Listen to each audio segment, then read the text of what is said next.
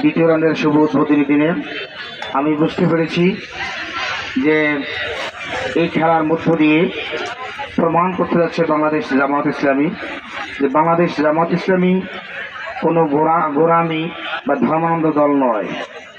এর মধ্যে ক্রীড়াও আছে, সংস্কৃতি আছে, এবং ইসলাম যে ক্রীড়া সংস্কৃতি নিয়ে সামনে এগিয়ে দিতে চায় পাইকাট্টেরির ময়দান আজকে সেটাই প্রমাণ করে দিয়ে যাচ্ছে। বৃহস্পতি আমার খুব মনে আছে যখন আমরা প্রাইমারি স্কুলে পড়তাম রমণীগঞ্জ সরকারি প্রাথমিক বিদ্যালয়ে, হেঁটে হেঁটে আসতাম এই মাঠে খেলা দেখার জন্য। সেই সময়কার ফুটবলার ছিলেন আশরাফুল আলম দুলু মিয়া।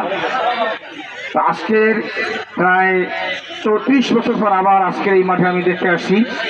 আজকে ভালো হতো যদি আনোয়ার ইসলাম রাজু ভাই থাকতেন, যেহেতু উনি নাই, ওনার পক্ষ থেকে আমি পাইকাট্টেরি উচ্চ বিদ্যালয় মাঠে দাঁড়িয়ে সবাইকে উদাত্ত আহ্বান জানাচ্ছি যে আগামী জাতীয় সংসদ নির্বাচনে লালমনিরহাট 1 হাতীবান্ধা ও পাটগ্রাম নির্বাচনী এলাকায় আপনারা দাঁড়িপাল্লার প্রতীক নিয়ে আলহাজ আনোয়ারুল ইসলাম রাজু মহোদয়কে সবাই সমর্থন করবেন, এগিয়ে আসবেন।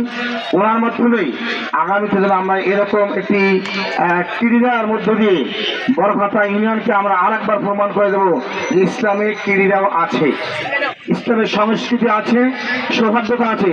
সুতরাং আর না মাদক, আসুন আমরা মাঠে ফিরি, আবার খেলাধুলা নিয়ে। আল্লাহ তাআলা আমাদের সবাইকে তৌফিক দান করুন। আসসালামু আলাইকুম ওয়া রাহমাতুল্লাহ।